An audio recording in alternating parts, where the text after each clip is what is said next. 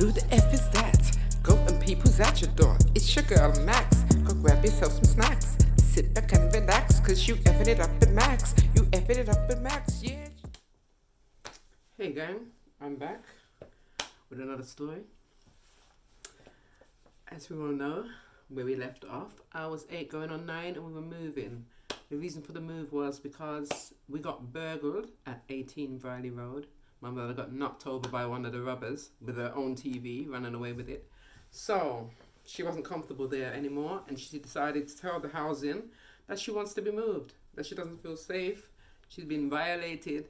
Her place has been intruded. You know, her privacy just don't feel private anymore. So we get moved to a place not too far away from Briley Road. So it's like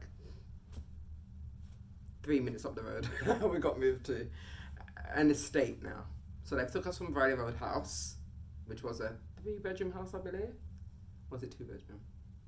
Me not really remember all the bedroom going at 18 Briley Road now. But I know how it went in the place we're going to now, Cypress Court. Number 67 Cypress Court. We lived on the 3rd floor. There were 6 floors in this, on this flat. It's basically a big estate. They used to call it a thatched house. It's a gang place now, and it was also a gang place when it became Thatch. But then the name has changed, so it's no longer Thatch. So I don't know what it called now, but it's got a new pub. It was always called the Thatched House because of the pub that was on the corner. That was called the Thatched House. It's become a Paddy Power. It's become another pub before that. It's become a lot of things, but it's no longer Thatched House. Anyway, so I lived in Cypress Court. There was quite a lot of courts. I'll probably mention some of them later on down the line as I talk about playing out with friends, meeting people and stuff. But yeah, we moved over there, and that was very exciting for me and my brother. What was that? Yo guys, I'm here by myself, yeah? And I just heard something. I just heard something. Did you all hear it on the camera?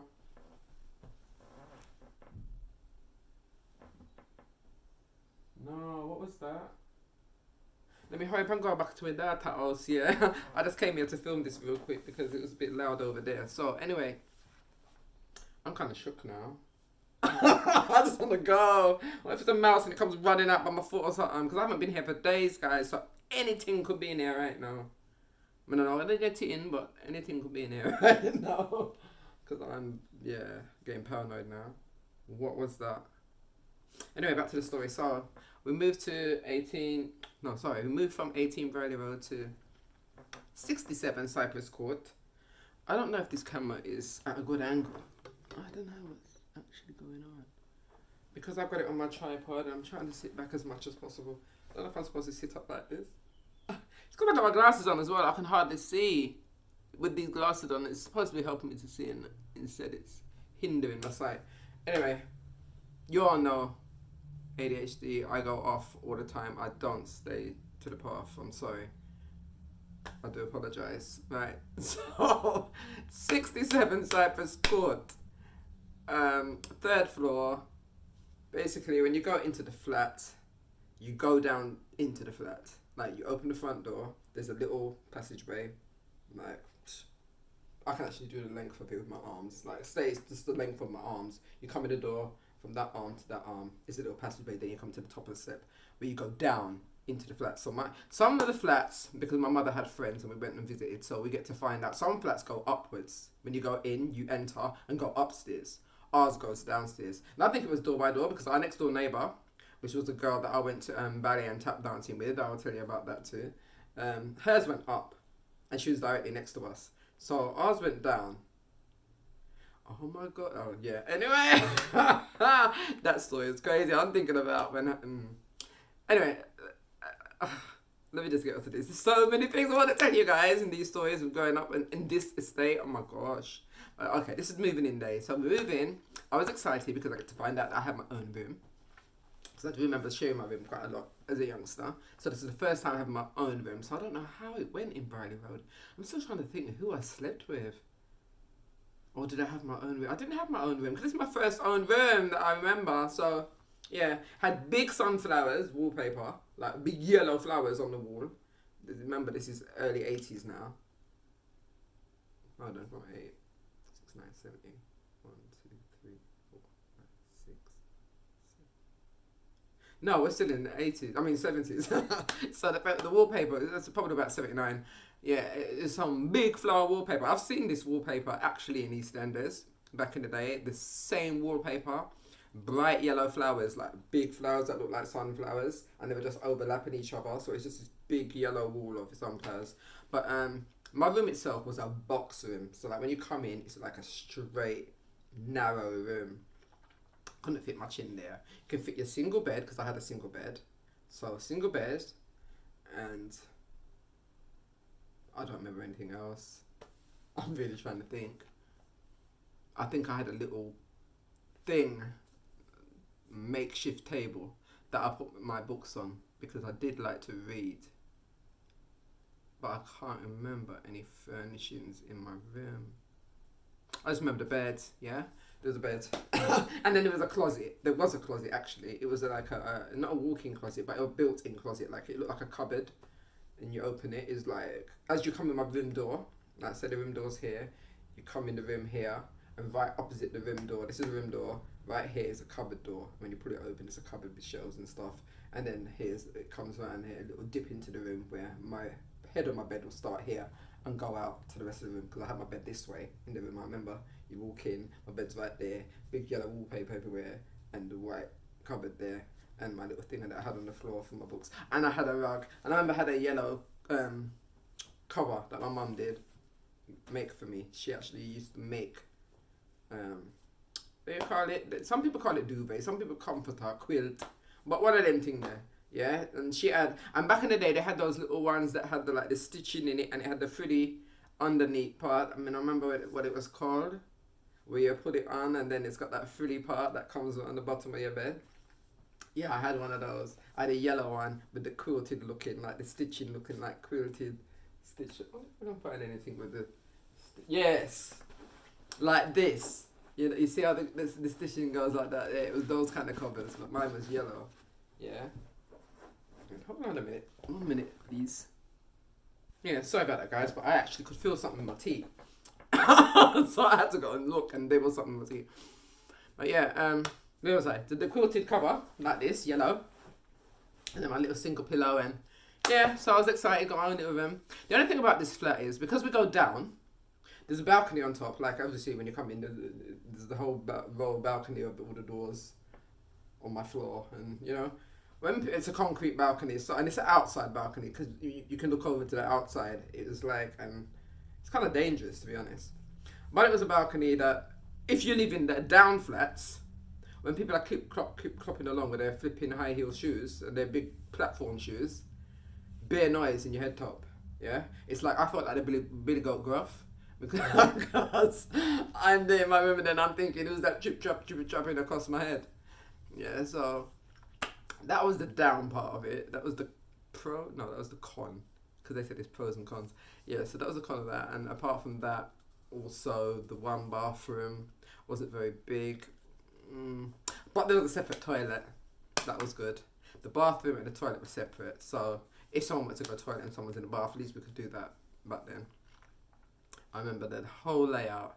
In the kitchen was quite roomy, and my brothers shared a room.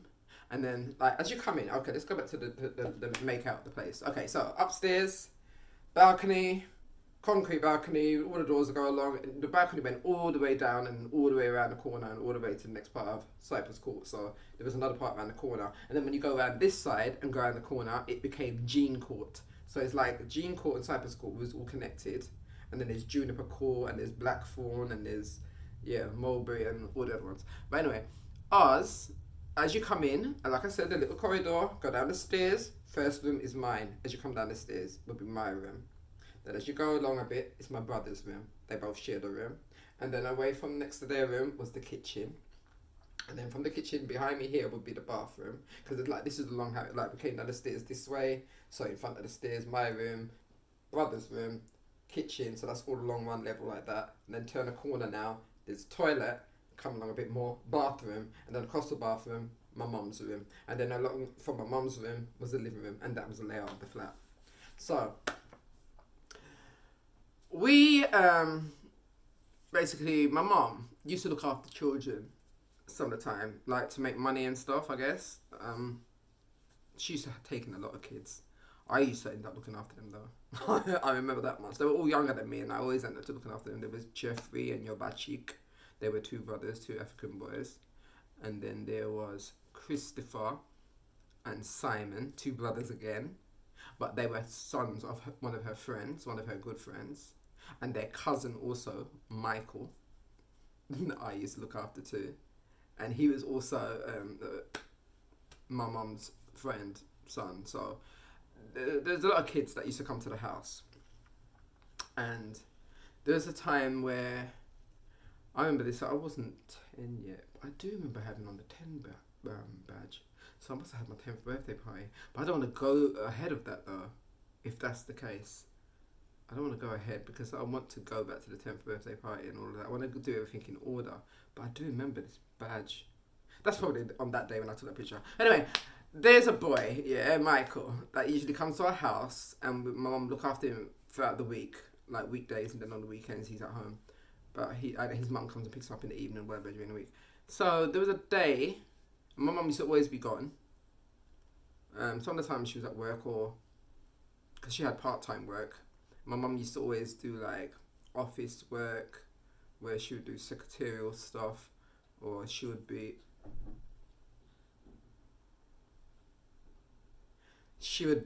one of those teachers' helpers that sit in the back of the classroom and they help with children that had special needs. There's a lot going on out here. And stuff like that. So it's like, I didn't really know, I can't really place what my mum's job was, like what her career, what she does for a living. Because she was like a hairdresser. She done a lot of things. So at this time, I don't know where she was. Yeah, let me just put it that way. I don't know where she was. It was daytime. It was me and my brothers at home. I'm 9 now, going on 10. We're looking after Michael. Michael's about 7, 8. No, I'm not liking all these noises, no, bruv. I don't know if it's because I ain't been in my house for a while. I just feel paranoid. Yo. Anyway, so yeah, we're looking after Michael. Michael was much younger than me. Me and him were near age group, kind of. And guess what, guys? The other day, going off topic, I was searching for Michael. No, I'm coming out of here, yeah. I don't know, it felt like something was on my foot. I'm just proper scared. Yo, wow, somebody help me. I should have brought Sonny with me. Yeah, I'm getting cramp in my toes now. I'm getting actually scared. Something touched my leg just now, guys. Something touched my leg. Yeah? Something touched my leg. Nossa. Yeah, I searched for Michael and I found him. That's what I'm going to say.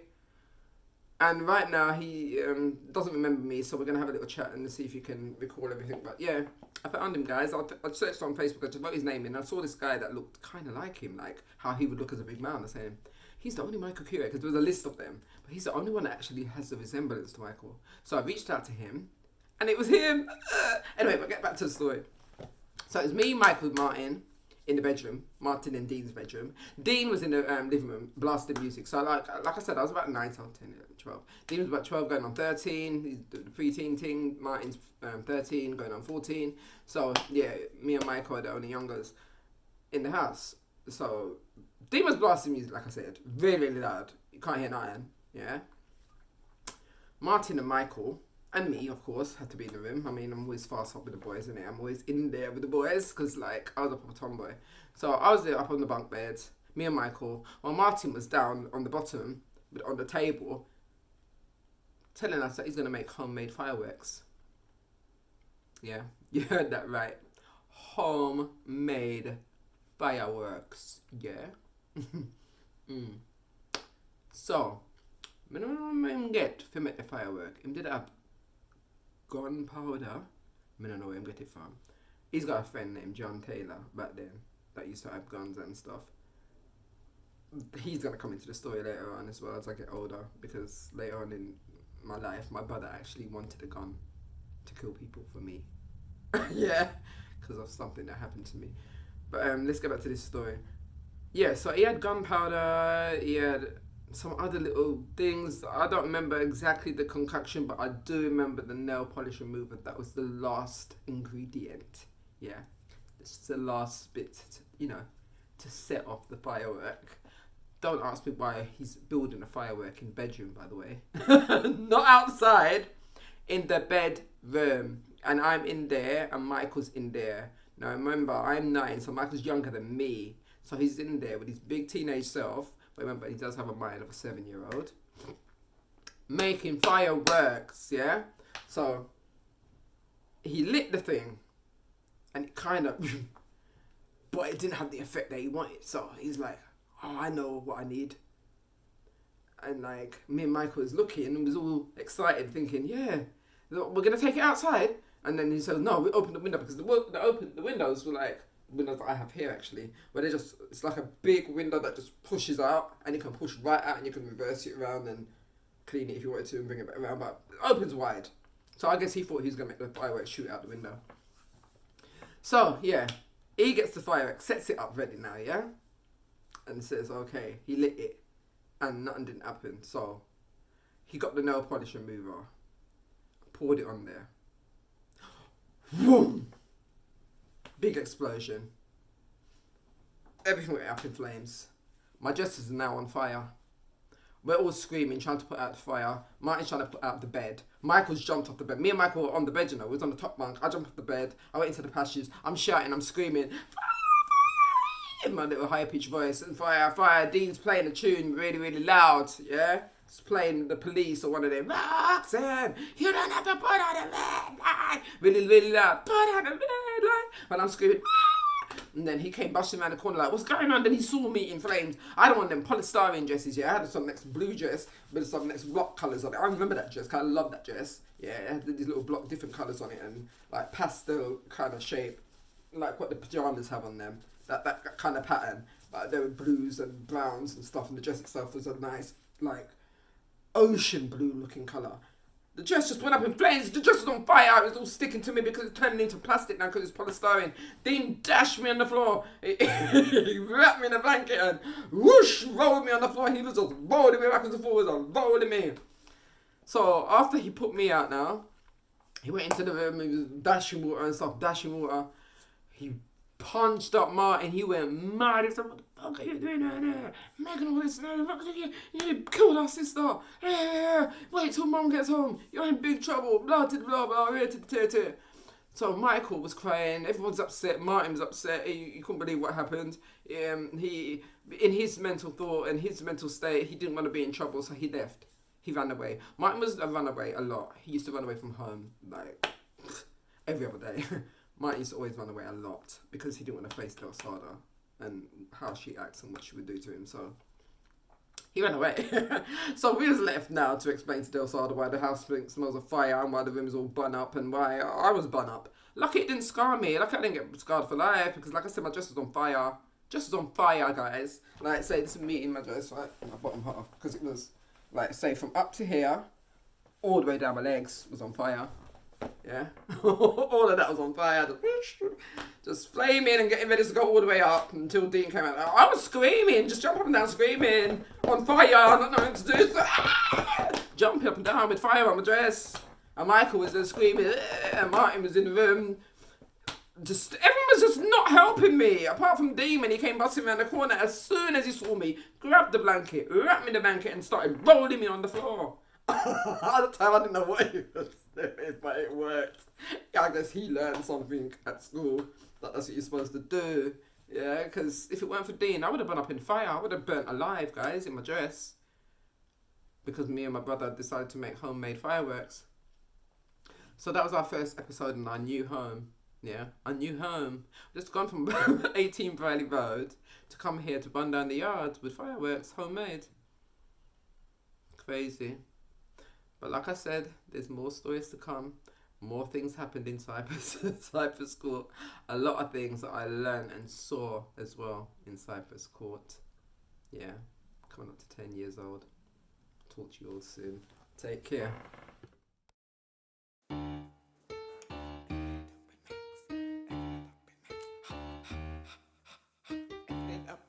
Yeah, make sure you come back, yeah, for some more chat, yeah. Like, comment, subscribe, do all of that. I see you later.